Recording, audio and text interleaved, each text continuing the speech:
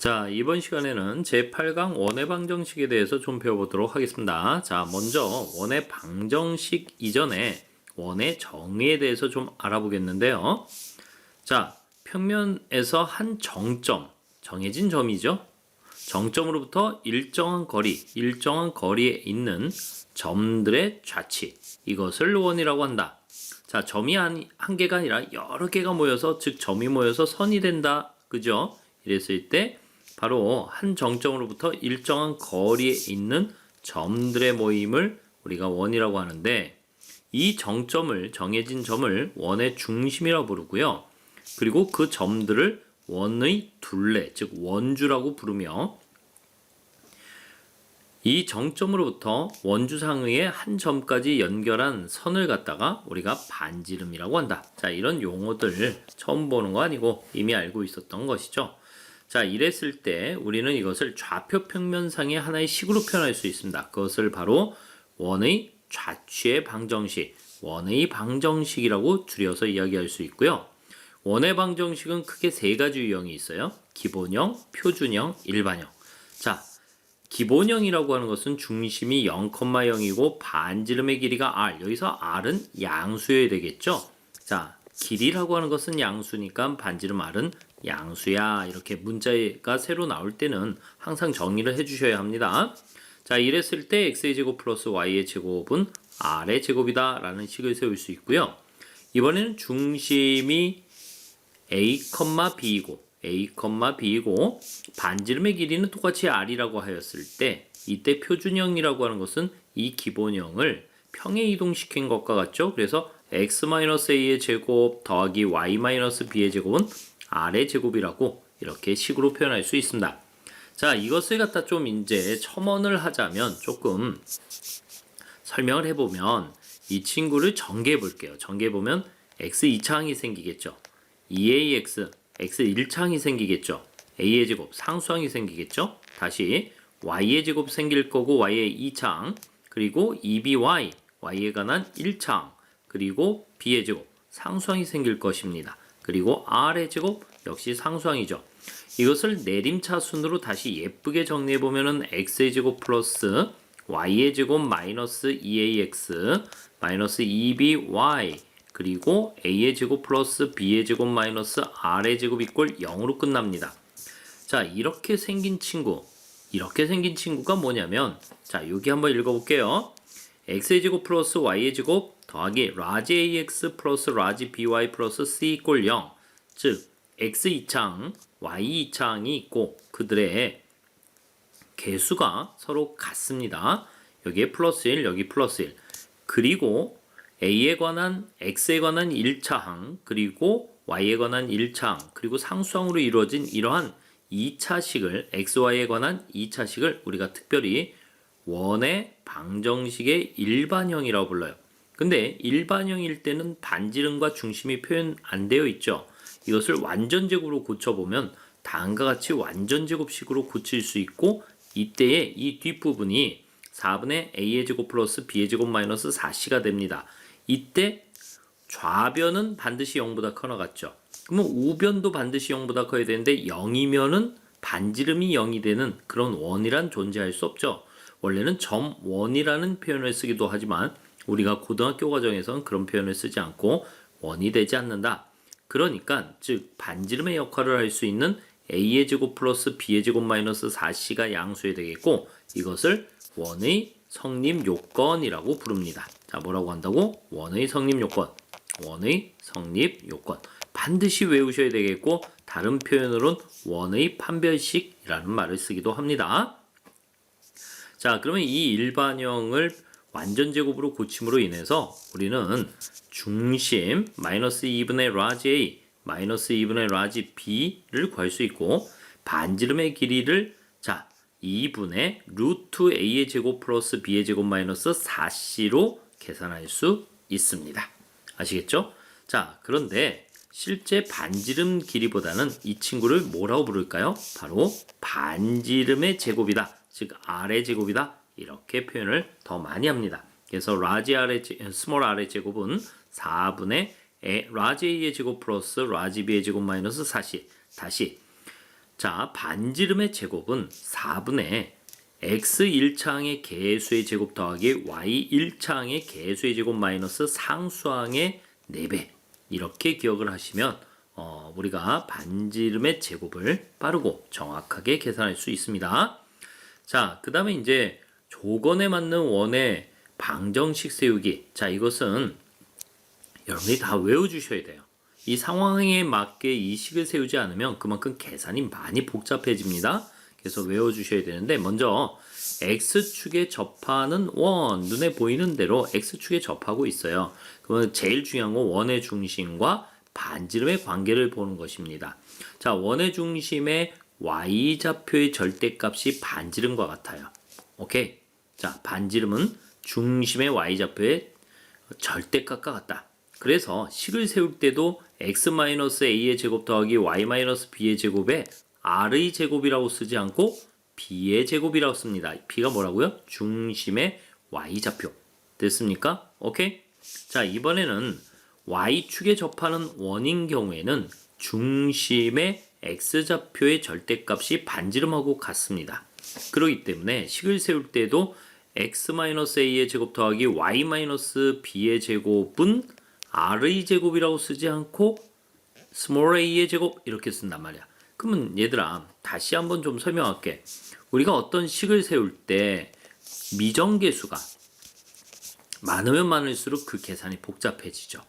그래서 x-a의 제곱 더하기 y-b의 제곱은 r의 제곱이다. 자, 이렇게 써도 미정계수가 세 종류예요. a, b, r. 자, 또 이렇게 쓸 수도 있죠. 우리가 일반형으로 쓰면은 x의 제곱 더하기 y의 제곱 더하기 라지 ax 플러스 라지 by 플러스 c 이꼴 0. 자, 이렇게 써도 미정계수가 세 종류입니다. 라지 a, 라지 b, 라지 c. 그래서 여러분들이 꼭 이걸 알고 계셔야 되는데, 바로 세 점을 지나는 원은 몇 종류? 오직 한 종류밖에 없습니다. 즉, 세 점을 지나는 원은 오직 한 종류밖에 없다. 왜?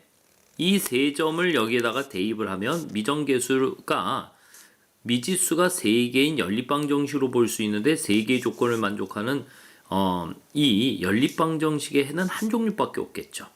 마찬가지로 이 미정계수 3개를 미지수로 보고 이 세 점을 대입해서 얻어지는 미지수가 3개인 연립방정식을 풀면 해가 한 종류밖에 없습니다. 그러다 보니 결국 세 점을 지나는 원은 한 종류밖에 없다. 이렇게 이야기할 수 있는 거예요. 자, 그래서 세 점을 지나는 원의 방정식은 위에 있는 식 혹은 아래에 있는 식으로 넣고 그 세 점을 대입해서 연립하는데 아무래도 위에 있는 식이 좀 더 간단하겠죠. 그죠? 그런데 이 조건대로 뭐 x축에 접한다 혹은 y축에 접한다라고 한다면 이 미정계수의 개수를 줄일 수 있어요. 순수하게 AB로만 표현할 수 있으니 그만큼 문제를 풀 때 유리하다라는 얘기야. 그래서 외우라는 거야. 알겠습니까? 자, 이번에는 y는 n에 접하는 원 이렇게 이야기했을 때 이 반지름은요. 중심이 a, b라고 했을 때 이 반지름은 중심의 y좌표와 y는 n, 즉 n의 차. 그래서 반지름은 b-n의 차로 이루어져 있다. 이걸 기억하시면 돼요. 그러면 식을 세울 때도 역시 x-a의 제곱 더하기 y-b의 제곱은 b-n의 제곱 이렇게 식을 세울 수 있는 거예요. 자, 마찬가지로 중심이 a, b라고 했고요.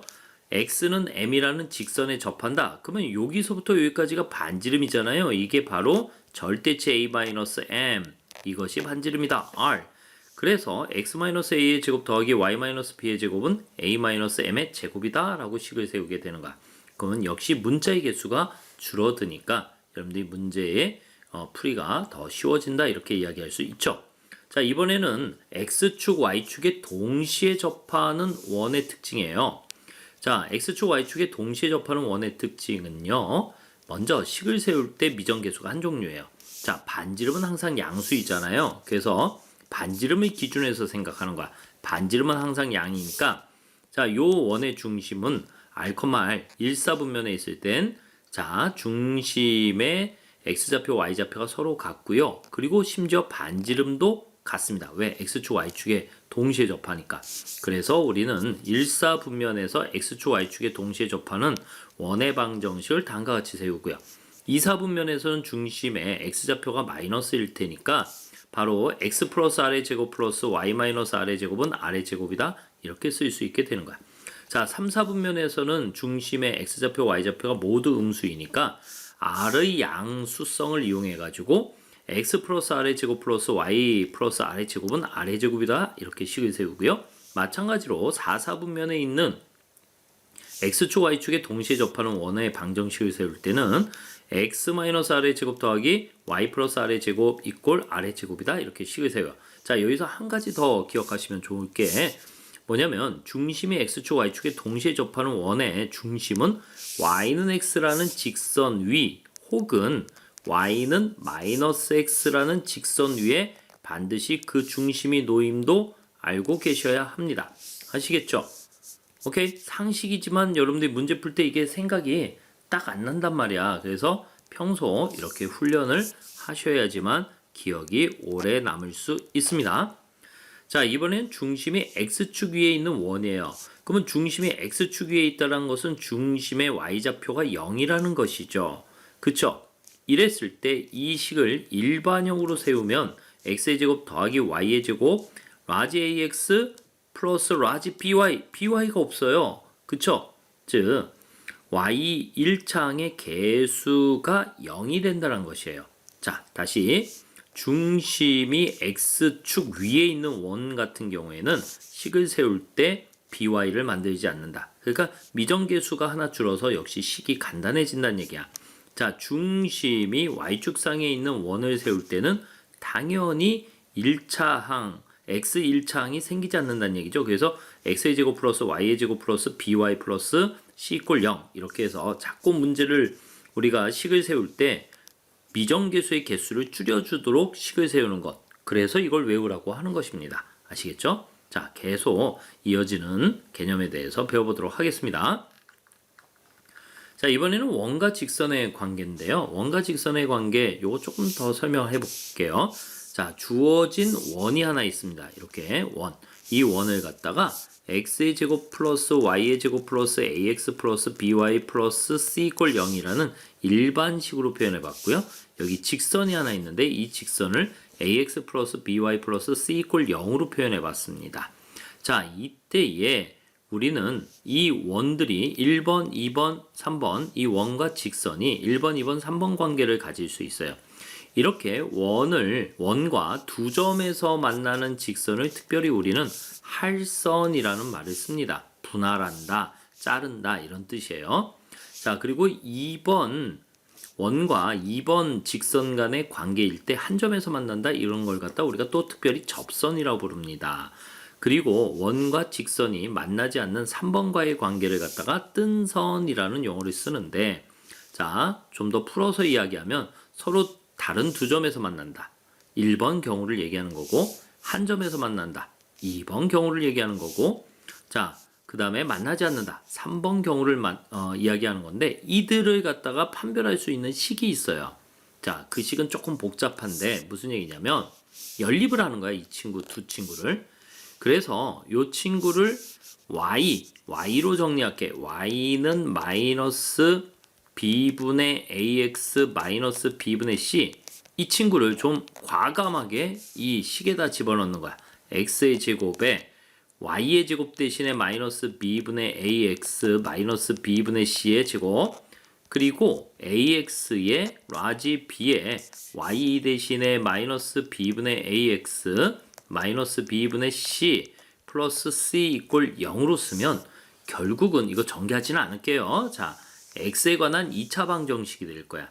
x에 관한 2차 방정식인데 두 점에서 만난다는 얘기는 서로 다른 두 실근을 갖는다는 이야기잖아. 그러니까 이 2차 방정식의 판별식을 구해서 그 판별식 d가 0보다 크면 바로 두 점에서 만나는 거고 판별식 d가 0이면 한 점에서 만나는 거고 접하는 거고 판별식 d가 0보다 작으면 만나지 않는다. 이렇게 판단하는 거예요. 근데 이 식이 워낙 복잡하기 때문에 이 방법보단 좀 더 다른 방법을 씁니다. 우리가 점과 직선 사이의 거리 공식 배웠잖아요. 그래서 이 원의 중심을 기준으로 해서 원의 중심을 기준해서 주어진 직선이 할선인 경우에는 이 직선으로부터 원의 중심까지의 거리 D라고 하는 친구가 반지름보다 짧아지더란 얘기예요. 반지름은 여기서부터 여기까지의 길이가 반지름이잖아요. 그래서 반지름보다 짧아지면 결국은 할선이 된다. 원과 직선이 두 점에서 만난다. 이렇게 판단하는 기준으로 삼겠다라고 하는 것이에요. 자, 같은 원리로 접선이라는 얘기는 이 주어진 직선과 원의 중심까지의 거리가 반지름과 같다는 이야기고, 뜬 선이라고 하는 것은 주어진 직선과 원의 중심까지의 거리가 비교했을 때 반지름보다 직선으로부터 원의 중심까지의 거리가 더 크다. 이것이 우리가 할선, 접선, 뜬 선을 구별하는 기준이니까 여러분들이 알고 문제 풀 때 식을 세울 때 이것을 정확하게 문제 식 세울 때 활용해야 되겠죠. 아시겠죠? 꼭 기억하셔야 되겠습니다. 자, 다 아는 내용이긴 하지만 이렇게 복습을 통해서 여러분들 이제 좀 이따 문제풀이 들어갈 때 이게 생각이 안 나서 틀리면 안 되잖아요. 그쵸? 그래서 잘 기억해 주시기 바래요. 자, 이번에는 이 접선에 대한 이야기를 좀 더 할 텐데 여기가 좀 많이 복잡하고 힘들어요. 그래서 여러분들 열심히 좀 외워주세요. 자, 원위의 한 점에서의 접선인데 이 원이 이렇게 기본형으로 주어질 수도 있고 표준형으로도 주어질 수 있고 일반형으로도 주어질 수 있어요. 자, 이랬을 때 원 위에, 자, 기본형으로 주어진 상태에서 원위의 한 점을 알아요. 이랬을 때 이 접선 L이라고 하는 친구는 이렇게 구하시면 됩니다. x1, x 더하기 y1, y는 r의 제곱이다. 쉽죠? 자, 이 친구는 우리가 증명을 하기가 쉬워요. 어떻게 증명을 할 수 있냐면 여기에다가 보조선을 좀 그려서 설명을 해볼까요? 자, 보조선 하나 그려보도록 하겠습니다. 자, 여기가 Y축부터 이렇게 그려볼게요. 여기가 Y축. 자, 여기가 X축, 이렇게 X축을 그려봤어요. 됐습니까? 오케이. 자, 그러면 이 접선을 구하려고 하는데 이 접선은 반드시 X1, Y1을 지나잖아요. 그리고 접점으로부터 원의 중심은 반드시 무엇이야? 수직을 이루죠. 이 접선과 원의 중심, 수직을 이룬단 말이야. 그러면 여러분들이 이 친구의 기울기를 구할 수 있죠. 이 친구의 기울기. 자, 얘는 뭐야? x1분의 y1이 요 중심과 그 다음에 요 점을 연결한 선분의 기울기가 되겠죠.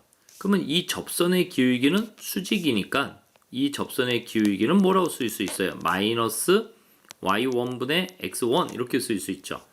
그런데 우리가 기울기도 알고 지나야 하는 점도 하니까 이 접선의 식을 갖다 바로 세워버릴 수 있죠. 어떻게? y-y1에 마이너스 y1분의 x1 됐습니까?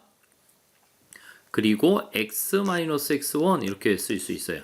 자, y1을 양변에 곱해버릴게요. 그러면 y1, y-y1의 제곱은 마이너스 x1 그리고 x-x1 됐죠?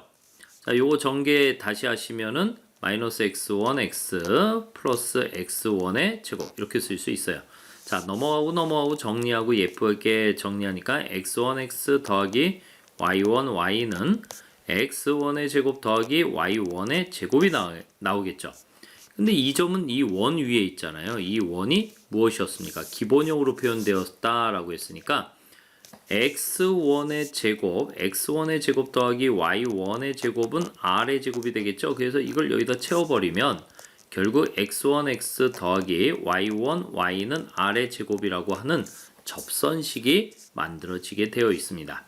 자, 이렇게 해서 이제 이 접선식이 나온 거지 그냥 외우라고 하는 건 아니에요. 그렇지만 이제부터는 외우셔야 돼요. 자, 같은 방법으로 우리가 증명할 수 있고요. 자, 표준형으로 이 원이 주어졌을 때는 접선 공식이 이렇게 되어 있습니다. 됐습니까? 자, 이거 어려운 거 아니야? 자, x제곱이 있잖아. x제곱이 하나는 x1, x 나온 것처럼 x-a의 제곱을 두 개로 쪼개. 그래서 한쪽에는 x1을 쓰고 한쪽에는 그냥 x 쓰고 y-b의 제곱이니까 이걸 둘로 쪼개. 그래서 한쪽에는 y1-b 써주고 또 한쪽에는 그냥 y-b 써주고 r제곱으로 끝나면 돼. 됐습니까? 오케이? 자, 요게 좀 어려운데요.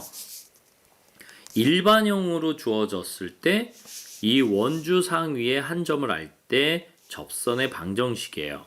근데 이것을 우리가 유도하거나 활용하는 방법은 사실은 이 위에 있는 식을 전개해서 정리하면은 요 식이 나옵니다. 그죠? 그런데 이것은 엄밀히 얘기해서 기하의 음함수 미분, 미적분의 음함수 미분을 가지고도 또 설명할 수 있어요. 그래서 안타깝지만 여러분들 얘는 그냥 증명 없이 외워주셔야 합니다. 아니 그런 걸 왜 가르치냐고 하겠지만은요, 이 문제 선생님이 여러분들 선배들을 가르쳐 보면은 분당에서는 낙생중앙대진 그리고 또 성남외고라든지 저쪽에 갑자기 생각이 안 나네. 저 북쪽에 있는 외고인데요. 그쪽 경기외고, 그리고 경기외고 말고 또 저쪽 일산 근처에 있는 외고 학생들, 갑자기 기억이 안 나. 학교 이름이. 자, 그 학교 학생들 필기들을 내가 보잖아요. 그쵸? 학생들이 질문할 때 아니면 내가 너희 학교에서 뭐 배우니 하고 이렇게 필기를 보면 이 공식들이 적혀 있더란 얘기야. 오고 학교에서 적어줬니? 그러면 예 하더라고요. 그러니까 이걸 활용해야 되는 문제들을 출제하겠다는 의도고 어차피 기하를 공부하는 친구들은 이거 증명도 할 수 있으니까 그래서 여러분들이 외워놓는데 외워놓는 방법에 대해서 좀 이야기할게요. x의 제곱 대신에 x1, x를 y의 제곱 대신에 y1, y를 그리고 x 대신에 2분의 x1 플러스 x를 y 대신에 2분의 y1 플러스 y를 대입한다. 이렇게 기억하시면 되겠습니다. 아시겠죠? 오케이? 고양외고. 생각났다. 그지? 선생님이 고양외고 학생들도 가르쳤어요. 근데 그 학교 학생들 필기에 보니까 이것들이 있더란 말이야. 그러면 결국은 선생님이 이런 걸 가르쳐야 되는 근거가 그런 데서 마련이 되는 거예요. 그리고 낙생고등학교는 이걸 활용하지 않으면 안 풀리는 문제도 냈어요. 그러니까 여러분들이 이런 것들을 좀 외워놓으시고 훈련하셔야 합니다.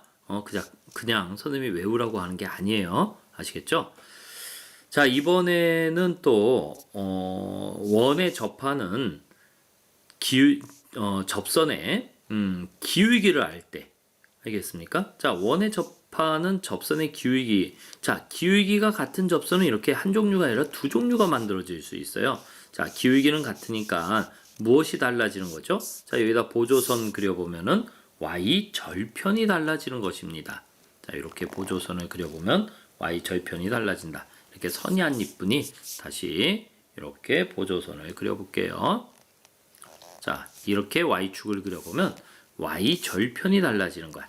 그러면 이때도 마찬가지야. 이 원이 이렇게 기본형으로 주어지면 이 접선의 방정식은 y는 mx 플러스 마이너스 r 루트 m제곱 플러스 1이야.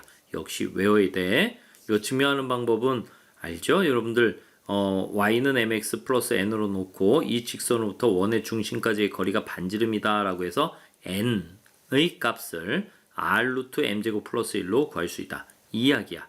알겠습니까? 그리고 이 원이 이렇게 표준형으로 주어졌을 때에는 무엇 하시면 됩니까? 평행 이동하는 것처럼 y-b의 m의 x-a 플러스 마이너스 r 루트 m제곱 플러스 1로 역시 여러분들이 외우셔야 됩니다. 아니 선생님 얘가 혹시 일반형으로 나오면 어떻게 하나요? 일반형으로 나오면 이렇게 완전제곱 표준형으로 고쳐서 이 공식 쓰시면 되는 거예요. 알겠죠? 오케이? 자, 그 다음에 요거 잘 외워놓으셔야 됩니다. 그냥 쑥쑥 나와야 되고 기하를 공부한 친구는 여기에다가 또 뭐 배워요? 포물선 접선 배우죠. 타원 접선 배우죠. 쌍곡선 접선 배우죠. 그러니까 기하까지 공부한 친구들 입장에선 이거는 진짜 아무것도 아니죠. 그죠? 자, 금방 기억할 수 있습니다. 자, 이번에는요. 공식은 아니고 지금 이렇게 식을 세워가는 과정에 대해서 여러분들이 꼭 알고 계셔야 되는데요. 원 밖의 한 점이 있어요. 그리고 이 원이 이렇게 주어졌는데 원 밖의 한 점에서 접선은 몇 개 그릴 수 있다? 2개 그릴 수 있다. 그죠? 이건 뭐 중학교 때 이미 배운 거니까 원 밖의 한 점에서 원에 접하는 접선을 2개 그릴 수 있다. 그죠? 이렇게 2개. 자, 이때 또 상식이 있죠. 어떤 상식이 있습니까? 이 점으로부터 이걸 접점이라고 불러요. 접점. 접점까지의 거리는 서로 무엇하다? 당연히 같죠. 됐습니까? 그리고 접점으로부터 원의 중심은 반드시 직각을 이룬다. 뭐 이런 거 다 상식이잖아요. 됐죠? 자, 그런데 그러면 이 접선은 어떻게 구하느냐? 자, 일단은 기울기를 몰라. 우리가 기울기를 모르지. 기울기를 모르니까 반드시 기울기를 미지수 m으로 놓고, 자, 지나는 점은 알지. 지나는 점을 아니까 y-y1에 m에 x-x1 이렇게 식을 세울 수 있어요. 됐습니까? 오케이. 자, 그 다음에 이 직선으로부터 원의 중심까지의 거리, 원의 중심까지의 거리, 중심까지의 거리가 결국 이 원이 가지고 있는 반지름과 같다라는 식을 통해서 결론, m을 구할 수 있다. m을 구할 수 있다. m을 구한다. 자, 이때 한 가지만 조심해야 돼요. m이 존재하면 구할 수 있죠. m이 존재하지 않으면 구할 수 있어요? 없어요? 없어요. 아니, m이 존재하지 않을 수 있나? 기울기가 존재하지 않을 수 있나? 있지요.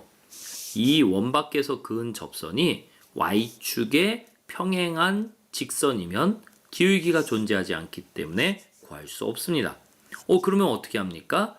그것은 그림을 그려서 확인해 봐야 돼요.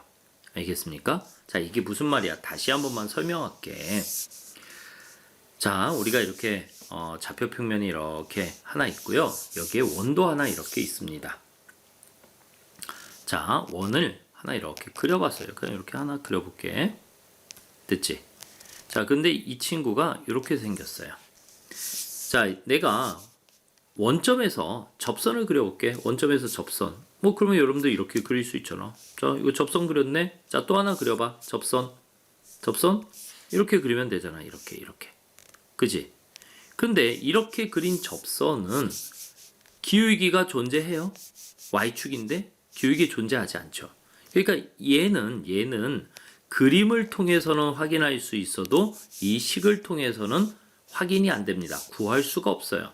그래서 반드시 이렇게 y축에 평행한 접선은 반드시 원 밖의 한 점에서 그은 y축에 평행한 접선은 그림을 통해서 확인한다. 아시겠습니까? 오케이. 기억하셔야 되겠습니다. 자, 이번에는 이제 계속 이어지는 테마 한번 살펴보도록 하겠습니다. 원과 직선의 방정식의 관계인데 여러 가지가 있죠. 우리가 중학교 때 배웠던 공식인데 혹시 기억나십니까? 이거 다 외우셔야 돼요. 자, 원이 하나 있고 원 밖의 한 점에서 이렇게 할선을 하나 그어서 A점과 B점을 만들었습니다. 그리고 접선을 그려서 T점을 만들었고요. 접점 T. 이랬을 때 반드시 성립하는 게 있죠. PA 곱하기 PB는 PT의 제곱. 자, 이거 반드시 외우셔야 되겠고 원과 삼각형의 성질을 이용해서 중학교 때 우리 증명할 수 있었습니다. 자, 증명은 중학교 책 찾아보시면 되겠고 자, 이번에 이제 현의 길이를 갖다가 구하는 방법이에요. 현의 길이. 자, 현의 길이는 피타고라스 정리를 이용한다. 자, 여기 직선이 하나 있고 이 직선으로부터 원의 중심까지의 거리를 구할 수 있겠죠? 그죠? 그리고 바로 원은 반드시 반지름이란 걸 갖고 있을 거예요. 그래서 현의 길이라고 하는 것은 여기서부터 여기까지의 길인데 여기서부터 여기까지의 길이는 결국 여기 직각삼각형 보여? 이 직각삼각형의 요 밑변의 길이의 2배가 되는 것이죠. 자, 요걸 밑변의 길이라고 한다면 이 밑변의 길이의 2배를 통해서 현의 길이를 구할 수 있다. 이건 뭐 중학교 때도 많이 했어. 됐지?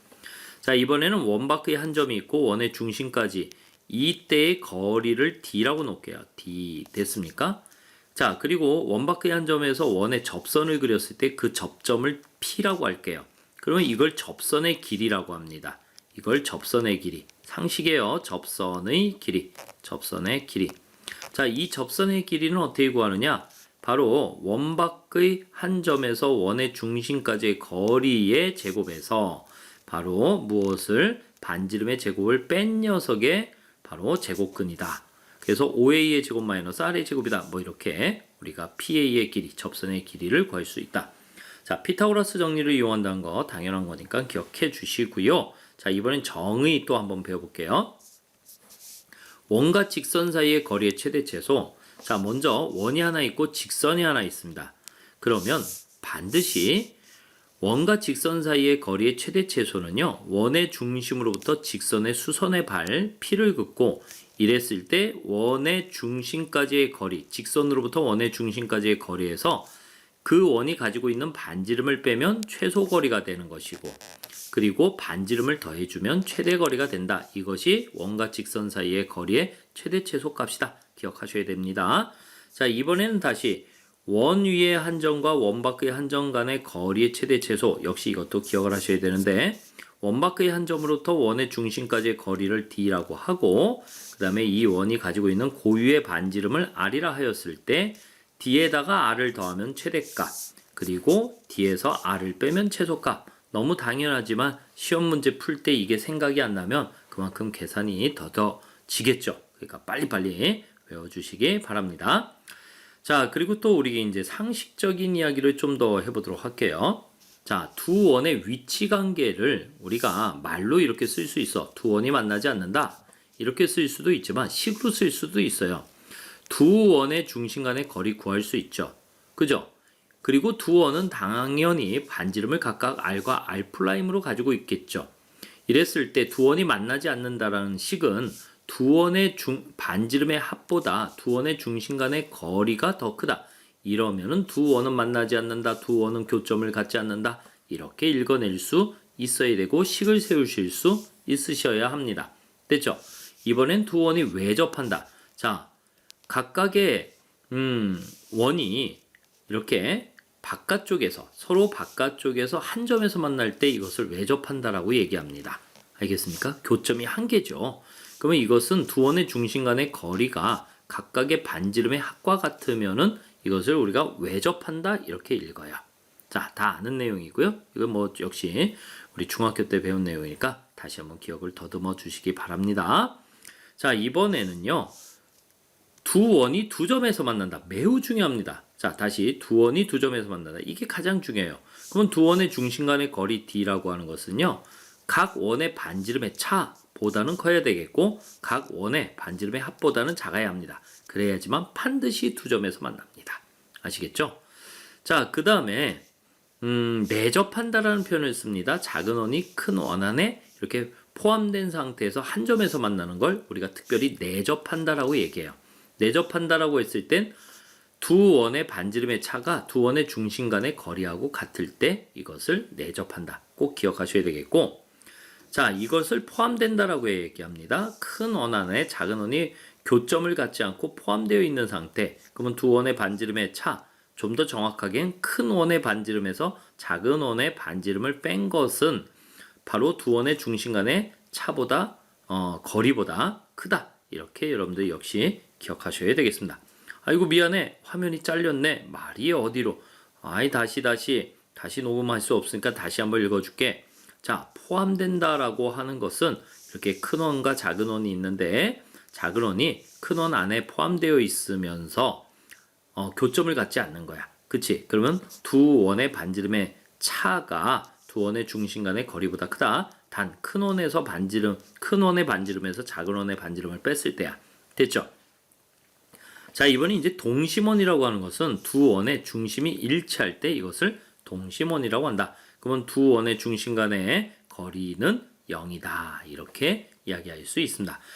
자, 이렇게 좀 바쁘게 중요한 사실들을 갖다가 이렇게 한번 복습을 해봤어요. 다 아는 내용이지만 기억이 나야지 문제를 풀 수 있고 이 공식들을 외워야지만 계산에 활용할 수 있습니다. 아시겠죠? 자, 계속 이어지는 상황에 대해서 이야기를 할게요. 자, 두 원의 위치 관계를 또 다르게 설명할 수도 있어요. 지금 그리는 자, 이렇게 색깔로 칠하는 예를 갖다가 두 원이 있을 때 공통으로 접한다라고 해서 공통 외접선이라고 합니다. 그래서 공통 내접선, 공통 외접선인데 자, 요걸 공통 내접선이라고 부르고 이것도 역시 공통 내접선이라고 불러요. 자, 이랬을 때 공통 내접선 두 개와 공통 외접선 두 개를 그릴 수 있는 상태, 두 원이 만나지 않는 상태, 이렇게 재해석할 수 있어야 됩니다. 됐습니까? 자, 다시 공통 외접선 두 개를 그릴 수 있고 공통 내접선은 하나밖에 그릴 수 없다? 이러면 이 두 원이 외접 상태에 있다 이렇게 이야기하는 거예요. 자, 그리고 공통 내접선은 그릴 수 없으며 공통 외접선만 두 개 그릴 수 있는 상태 이 두 원이 무엇한 것이다? 바로 두 점에서 만나고 있다. 이렇게 이야기할 수 있고 공통 내접선은 그릴 수 없으며 공통 외접선만 딱 하나 그릴 수 있는 상태 이것은 작은 원이 큰 원과의 관계에서 무엇이야? 내접하는 관계에 있다라고 이야기할 수 있습니다. 아시겠죠? 자, 이번엔 이제 포함된다. 공통 접선을 그릴 수 없는 것이다. 또 동심원도 공통 접선을 그릴 수 없다. 이렇게 해석할 수 있는 것이에요. 아시겠죠? 자, 이번에 이제 두 원의 관계에서 이미 중학교 때 많이 배웠던 것이죠. 피타고라스 하면서 이제 배웠던 내용들인데 우리가 간단히 또 확인을 해보도록 하겠습니다. 자, 화면이 잘린 것 같아서 잠깐 멈춰서 확인한 다음에 다시 녹음을 하도록 하겠습니다.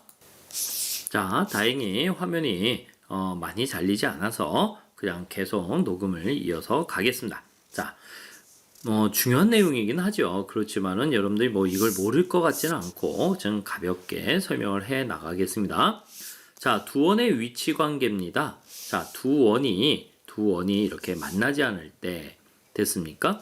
이때 공통 외접선의 길이를 구할 수 있는데 자, 어떻게 구하냐면 공통 외접선의 길이라고 하는 것은 여기서부터 여기 접점으로부터 접점까지의 거리야. 됐죠? 이게 공통 외접선의 길이가 되겠고요. 이때는 자, 두 원의 반지름들이 각각 존재하죠. R과 R'이 있는데 R과 R'에서 좀 더 큰 원의 반지름에서 좀 더 작은 원의 반지름을 빼. 그러면 여기서부터 여기까지의 길이가 나오겠죠. 여기서부터 여기까지의 길이. 됐습니까? 그리고 항상 두 원은 두 원의 중심 간의 길이라고 하는 게 있겠죠. 됐습니까? 오케이. 그리고 여기가 수직, 여기가 수직이다 보니까 요 공통외접선의 길이와 그리고 요 직각삼각형의 밑변의 길이가 같아지겠죠. 자, 바로 여기가 무엇입니까? 직각삼각형이잖아요, 얘가. 됐지? 그러면 피타고라스 정리를 이용해 가지고 다음과 같이 두 원의 중심 간의 거리의 제곱에서 각 원의 반지름의 차의 제곱을 뺀 것이 그리고 그의 제곱근이 바로 공통 외접선의 길이다. 역시 피타고라스 정리를 이용했다는 거예요. 아니 선생님 반지름의 길이가 같으면 어떻습니까? 아이 그러면 구하기가 쉽죠. 그냥 직사각형의 길이를 구하면 되는 거니까 두 원의 중심 간의 길이를 구하면 되니까 됐지? 바로 반지름의 길이가 다를 때 공통 외접선의 길이는 피타고라스 정리를 이용한다. 됐습니까? 오케이? 자, 마찬가지야. 공통 내접선의 길이라고 하는 것은 여기서부터 여기까지의 길이를 지칭하는 거예요. 자, 내접점으로부터 내접점까지의 거리를 공통 내접선의 길이라고 하는데 역시 여기에도 보조선 하나 그려볼까요? 두 원의 중심 간의 거리를 D라고 놓고요. 됐습니까? 그리고 자, 이쪽도 보조선 하나 그어볼게요. 자, 여기서 이렇게 보조선을 그려보면요. 아이고, 보조선이 왜 이렇게 그려졌어? 다시 보조선을 그려보도록 할게요. 뿅뿅. 자, 이 보조선을 잘 살펴보시면은 자, 이 큰 원의 반지름과 작은 원의 반지름의 길이를 더한 것이죠. 그죠? 자, 여기 좀 색깔이 잘 진하게 이렇게 요 길이 보여? 요 길이는 이 큰 원의 반지름과 요 작은 원의 반지름을 더한 길이에요. 그리고 이렇게 보시면 이게 또 무엇이 됩니까? 직각삼각형이 그려지죠. 직각삼각형이 그려지니까 피타고라스 정리에 의해서 자, 요거 공통 내접선의 길이가 여기서부터 여기까지의 길이하고 역시 같죠. 그래서 요 피타고라스 정리에 의해서 두 원의 중심 간의 거리의 제곱 빼기 두 원의 반지름의 합의 제곱을 뺀 녀석의 제곱근으로 공통 내접선의 길이를 구할 수 있다. 이게 공식으로 외우셔도 되겠고 그림 그려서 문제를 푸셔도 되는데 요새는 요 문제가 좀 지양되거나 중학교 때 배웠기 때문에 여러분들이 대부분 잘 합니다. 그죠? 피타고라스 할 때 배웠으니까. 그런데 이걸 가끔 우리 고등학교 시험에 내시는 선생님들이 계세요. 그러니까 그걸 또 기억을 더듬어서 이거 훈련 안 하면 또 잘 풀지 못할 수 있잖아요. 그래서 가르쳐 드리는 거고. 자, 이번에는 이런 표현이 나와요. 두 원이 직교할 때라는 말이 나옵니다. 자, 두 원이 직교할 때란 말은 정확하게 두 원이 두 점에서 만날 때 각 점에서 그은 접선이 수직한다는 얘기예요. 자, 이렇게 그은 접선과 또 이렇게 그은 접선이 무엇한다라고요? 수직한다고요. 됐습니까? 자, 그런데 이 그림을 잘 살펴보면은요, 특징이 있어요. 어떤 특징이 있냐면, 두 원이 직교할 때는 두 원의 교점에서 그은 접선이 각 원의 중심을 지나요. 상대 원의 중심을 지난단 말이야. 이 큰 원에 접한 접선은 작은 원의 중심을 지나고, 작은 원에 접한 접선은 큰 원의 중심을 지나고, 그리고 또 여기에서 만들어지는 게 뭐야? 직각삼각형이니까 또 한 번 피타고라스 정리를 쓸 수 있어요. 어떻게? 두 원의 중심 간의 거리 d의 제곱은 각 원의 반지름의 제곱의 합과 같다. 알겠습니까? 그래서 이 식을 통해 가지고 반지름을 구한다거나 두 원의 중심 간의 거리를 구할 수 있다라고 하는 것이에요. 자, 이번엔 또 이런 표현이 나올 때가 있습니다. 작은 원의 둘레를 큰 원이 2등분할 때, 자, 지금 그림 보다시피 작은 원의 둘레를 큰 원이 정확하게 2등분합니다.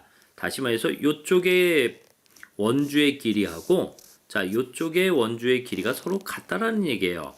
그러면 자, 이것도 마찬가지야. 자, 여기서부터 여기까지가 작은 원의 반지름이고 여기서부터 여기까지가 두 원의 중심 간의 거리죠.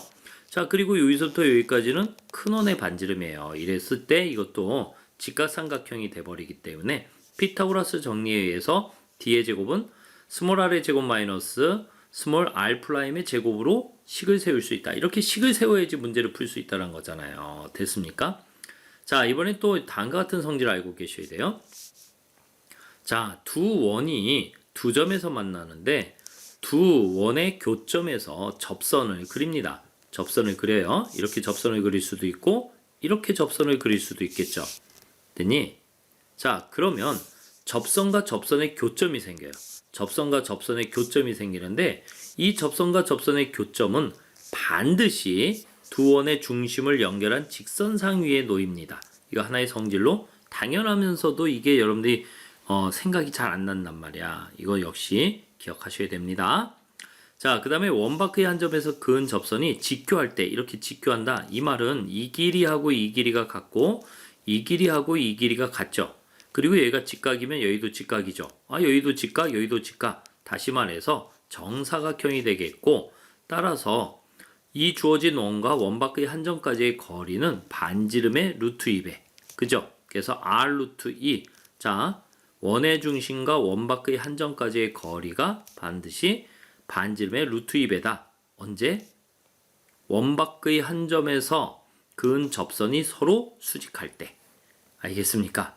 자, 이렇게 해서 또 원의 기본적인 성질들을 좀 정리해 보고 있고요. 계속 이어지는 내용도 배워보도록 하겠습니다. 자, 이것은 두 원의 교점을 지나는 원과 직선의 관계인데요. 자, 두 원이 있습니다. 이렇게 두 원이 있고요. 두 원의 교점이 역시 두 개예요. 두 개. 근데 이 교점을 지나는 원들이 많죠. 그쵸? 자, 두 원의 교점을 지나는 원과 직선이라고 했는데 두 원 이렇게 여기 원이 하나 이렇게 있어요. 이렇게 원이 하나 이렇게 있고요. 자, 그다음에 이제 파란색으로 다시 한번 그려볼까요? 자, 이렇게 원이 하나 이렇게 있습니다. 원, 두 개의 원이 있다는 얘기야. 그러면 두 개의 원의 교점, 이 두 점을 지나는 원은 이렇게 점선으로 그린 것처럼 여러 개의 원이 있을 수 있어요. 이렇게 작은 원도 있고 큰 원도 있을 수 있고. 근데 이 원들을 한꺼번에 표현할 수 있는 식이 있어요. 바로 이겁니다.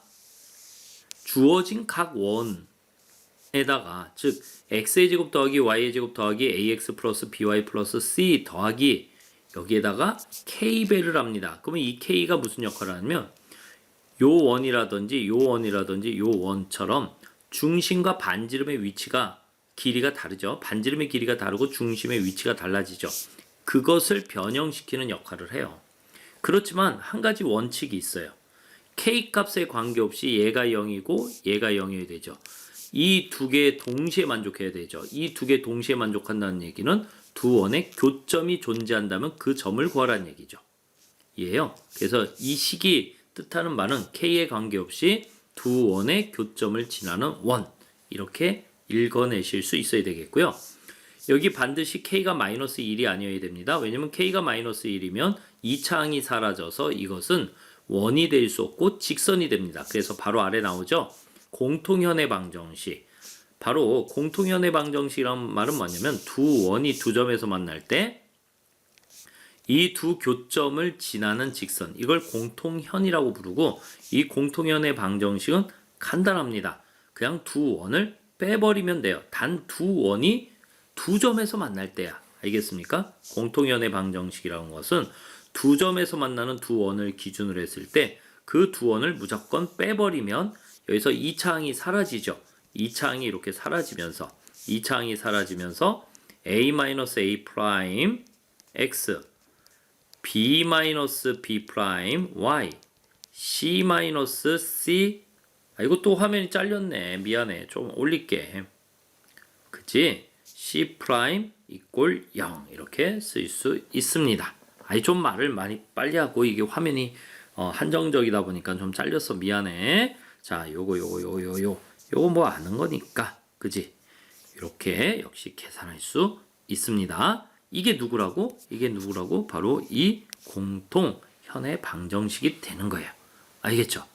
자, 또 한 가지가 있어요. 이 공통현과 원의 중심을 연결한 직선은 반드시 수직입니다. 이런 것도 알고 계셔야 되겠죠? 됐습니까? 오케이? 자, 그 다음에 이런 것도 좀 상식으로 알아놓으셔야 되는데, 원 밖의 한 점에서 그은 접선의 두 접점을 지나는 직선, 이것을 갖다가 자, 원 밖의 한 점에서 그으면 접점이 두 개가 생기겠죠. 이 두 접점을 지나는 직선, 얘를 갖다가 우리가 극선이라고 부릅니다. 극선. 자, 이것도 역시 고양회고, 그 다음에 경기회고, 그 다음에 낙생고등학교, 대진고등학교 학교 필기에서 선생님이 보았기 때문에, 그리고 이것을 활용하는 문제를 출제하였기 때문에 가르쳐 드리는 거예요. 자, 역시 이 원이 이렇게 기본형으로 주어졌을 때에는 이게 원 밖의 한 점이다. 얘들아, 기억해라. 바로 이 극선의 방정식은 x1x 플러스 y1, y는 아래 제곱입니다. 근데 이거 아까 어디서 많이 봤는데? 이거 어디서 봤니? 바로 원이 하나 이렇게 있지. 원이 이렇게 하나 있고, 원 위의 점이 x1, y1일 때, 그리고 이 원이 x의 제곱, y의 제곱 이꼴 r의 제곱일 때. 됐습니까? 이 접선의 방정식이 x1x 플러스 y1, y는 r의 제곱인데, 이건 원 위의 점이고 이거는 원 밖의 점이야. 그리고 원 밖의 점에선 극선을 구한 거고 원 위의 점에서는 접선을 구한 거니까 비슷하게 문자가 비슷하다고 같은 뜻이 아니에요. 알겠습니까? 여러분들 잘 기억을 하시고, 자, 마찬가지예요. 이 친구가 이렇게 표준형으로 주어지면 극선의 방정식도 똑같이 이렇게 쓸 수 있습니다. 자꾸 접선하고 헷갈리겠는데? 자, 그러면 이제 마지막으로 이 원이 여기다 하나 쓸까요? 자, 이건 손으로 써주려고 여기 빼놓은 거야. 알겠니? x의 제곱 더하기 y의 제곱 더하기 ax 플러스 by 플러스 c 이꼴 0. 이 원이 만약에 이렇게 일반형으로 주어졌고 이 극선을 구해야 된다? 똑같아요. 뭐하고? 접선 공식하고 x1x 더하기 y1 y 더하기 라지 a의 2분의 x1x 더하기 라지 b의 2분의 y1 플러스 y 더하기 c 이꼴 0이야. 됐습니까? 오케이. 자, 다시 이야기하는데 얘는 원주 상위의 점이고 얘는 원 밖의 점에서 극선 공식, 얘는 접선 공식. 문자가 똑같다고 같은 역할을 하는 게 아니에요. 알겠습니까? 오케이. 자, 이렇게 기억을 해주시고, 선생님 이거 증명해 주세요. 증명해 줄 수 있는데 여러분들이 그것을 받아들이기가 좀 힘들 거예요. 그래서 진짜 필요한 학생들 말씀하시면 증명해 드릴게요. 오케이? 그 전까지는 일단 이런 게 있었다. 그리고 이것을 외워야 되겠다. 이것을 기억해 주세요. 아시겠습니까? 오케이? 자, 이번에는 원의 자취방정식인데요. 자, 우리가 두 점을 지름의 양 끝으로 하는 원, 이랬을 때 두 점, A점이 x1, y1이고 B점이 x2, y2예요. 자, 이랬을 때 두 점을 지름의 양 끝으로 하는 원이라고 하는 방정식은 바로 x-x1 곱하기 x-x2 더하기 y-y1 곱하기 y-y2 이꼴 0이야. 이렇게 구할 수 있습니다. 자, 요건 뭐 증명이 어렵지 않으니까 바로 설명해 드릴게요. 자, 여기 동점 P가 있어요. 동점 P는 이렇게 움직인다는 얘기야. 막 움직여. 그러면 얘가 원을 만들어낸다는 얘기죠. 자취로서. 어떤 조건을 만족하면서 움직인다고?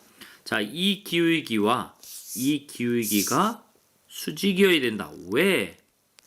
AB가 지름의 양끝이니까 원에 내접하는, 자, 한 변을 원의 지름으로 하는 원에 내접하는 삼각형은 반드시 직각삼각형. 이거 중학교 때 배운 거 아니에요? 그러면 여러분들이 PA의 기울기, 이 녀석의 기울기와 PB의 기울기, PB의 기울기, 이 녀석의 기울기의 곱은 수직이니까 마이너스 1. 이런 식을 세울 수 있잖아. 그러면 x-x1에 y-y1 곱하기 x-x2에 y-y2가 마이너스 1입니다. 이것을 이 조건을 만족하는 점 xy의 순서쌍들의 집합, 해의 집합 이렇게 해석할 수도 있죠. 그러면 이거 넘겨봐봐. 그러면 y-y1 분자, 그죠? y-y2는 마이너스 살리고 x-x1, x-x2 이렇게 쓸 수 있죠. 넘어가서 정리하면 이해되지. 됐습니까? 자, 이번에는요 아폴로니우스의 원이라는 게 있어요. 여러분들이 처음 들어보는 건 아닐 거예요. 그죠? 그냥 정의를 한번 같이 읽어볼게. 좌표 평면 위에 두 점이 있습니다. 두 정점이죠. 이랬을 때 AP 대 BP가 M 대 N으로 일정할 때, 자, M은 양수, N이 양수, 그리고 M하고 N이 다르다. 이랬을 때 만족하는 점 P가 나타내는 도형은 선분 AB를 M 대 N으로 내분하는 점과 외분하는 점을 지름의 양 끝으로 하는 원이 된다. 이걸 누가 발견했냐면 수학자 아폴로니우스가 발견했는데, 이것뿐만이 아니라 2차 곡선의 아버지라고 해서 기하의 1장, 2장, 3장, 즉 2차 곡선의 모두 정리하신 그런 수학자입니다. 그래서 기하를 공부하는 친구는 이 아폴로니우스 곡선을 꼭 배우게 되는데요. 상당히 재밌고 유용합니다. 자, 여기에서 이제 여러분들이 기억을 하셔야 될 것은 어떤 이야기를 해줄까? 요 이야기 조금만 할게요. 자, 생각이라고 하는 게 이런 게 있어요. 원이라고 하는 것에 대한 재해석이야. 자, 원. 최초의 원은 어떻게 정의가 되었냐면 한 정점으로부터 일정한 거리에 있는 점들의 모임. 이렇게 되어 있는 것이죠. 그죠? 이거는 뭐 중학교 때도 배웠고 고등학교에서 우리가 오늘 원의 방정식의 정의를 읽으면서도 다시 한번 이야기를 했죠. 자, 정점 한 점이 있고 그 다음에 일정한 거리가 있어요. 즉 한 정점과 일정한 거리를 이용해서 원을 만들어낼 수 있잖아. 그치? 원을 만들어낼 수 있는데 아폴로니우스는 이런 생각을 한 거야. 꼭 이렇게만 원을 만들어야 되는가? 그죠? 이런 의문을 던질 수 있잖아. 그래서 좀 특이하게도 점이 하나가 아니라 두 정점을 이용하는 거야. 두 정점, 고정된 점을 얘기하는 거야. 두 정점, 이렇게 A하고 B. 됐습니까? 이 두 정점 x1, y1 그리고 b, x2, y2를 이용해 가지고 자, 이 원을 만들어 보고 싶었는데 어떻게 했느냐? 바로 이 두 정점으로부터 일정한 거리의 b, 즉 x, y라고 하는 점 p를 결정해 놓고 바로 여기서 말하는 것처럼 PA 대 PB가 M 대 N이 되는 바로 그 점들을 모아보니까 원이 되더란 얘기예요. 이걸 발견했으니까 대단한 것이죠. 자, 여러분들도 그런 사고의 전환이 필요하다는 얘기야, 살면서. 그지? 그죠? 어떤 친구는 공부를 잘해서, 뭐 영어를 잘해서 외교관이 되기도 하고, 어떤 친구는 수학을 잘해서 수학 선생님도 되고, 과학자도 되고, 아니면 어떤 친구는 수학과 영어를 잘하면서 의사가 될 수도 있고, 뭐 작곡가가 될 수도 있고, 음악가가 될 수도 있는 거 아니겠습니까? 그죠? 이런 것처럼 여러 가지 사고의 전환을 통해서 여러분들 좀 더 발전하셔야 되는데요. 바로 아폴로니우스가 대단하다는 게 이런 거예요. 한 정점으로부터 일정한 거리에 있는 점들의 집합, 이걸로 만족할 수도 있지만 두 정점을 이용해서 원을 만들 수 없을까라는 생각이 결국 아폴로니우스의 원을 만들게 됐다라는 얘기야. 자, 이것을 전개하고 정리하는 것은 여러분들이 직접 해보면 되기 때문에 금방 알 수 있고요. 선생님은 다음과 같은 식을 하나 알려드릴게요. 어차피 우리가 A점과 B점을 이용해서 내분점도 구하고 외분점도 구할 수 있잖아요. 그쵸? 그러면 그 아폴로니우스의 원의 중심이라고 하는 것은 내분점과 외분점의 중점이 되겠죠. 그리고 그 중점으로부터 또 다른 한 점, 외분점이나 내분점까지의 거리가 반지름이 되겠죠. 그래서 선생님이 공식을 하나 만들었어요. 아폴로니우스의 원의 중심을 구하는 공식인데요. 자, 중심을 구하는 공식은요. 바로 m제곱 마이너스 n제곱에 m제곱 x2 마이너스 n제곱 x1 컴마 자 m제곱 마이너스 n제곱에 m제곱 y2 마이너스 n제곱 y1 됐죠? 이렇게 하면 중심을 구할 수 있습니다. 자, 원리는 바로 a, b를 m 대 n으로 내분하는 점과 외분하는 점의 중점을 구한 거야. 그냥 이렇게 계산한 거야. 그런데 외울만 하니까 공식으로 적어드린 거예요. 됐습니까? 이번엔 아폴로니우스의 원의 반지름을 구하는 방법이 있어요. 자, 이건 어떻게 되죠? 절대치 m제곱 마이너스 n제곱에 mn 그리고 주어진 두 정점의 거리 즉 x2 마이너스 x1의 제곱 더하기 y2 마이너스 y1의 제곱 그리고 절대치 이러면 반지름을 구할 수 있다. 아시겠습니까? 오케이? 자, 여기 한번 볼까요? 여러분들 A 정점이 있고 B 정점이 있어. 이때 A로부터 P까지의 거리와 P로부터 B까지의 거리의 B가 M 대 N으로 일정할 때 이 점이 만들어내는 게 원이더란 얘기야. 이렇게 원. 이것을 아폴로니우스의 원인데 자, 다시 요 점이 뭐냐면 A, B의 M 대 N M 대 N M 대 N 내분점이 되는 것이고 요 점이 무엇이냐면 M 대 N 외분점이란 얘기예요. 알겠습니까? 그러면 여기가 바로 중점 아폴로니우스의 원의 중심 그리고 이게 바로 무엇이야? 반지름 이렇게 이야기할 수 있습니다. 자, 그래서 선생님이 여러분들한테 이렇게 아폴로니우스의 원의 중심과 반지름을 구하는 공식을 가르쳐 드렸고요. 자, 이제 여러 문제들을 풀어서 지금까지 배운 공식들을 활용하는 그런 시간을 갖도록 하겠습니다. 자, 여러분들이 알만한 공식들이어서 좀 가볍게 정리했지만 너무 빠르다라고 생각이 되면 다시 한번 멈춰놓고 위로 올라가셔서 공식들을 찬찬히 읽어보고 문제풀이를 들어주시기 바랍니다.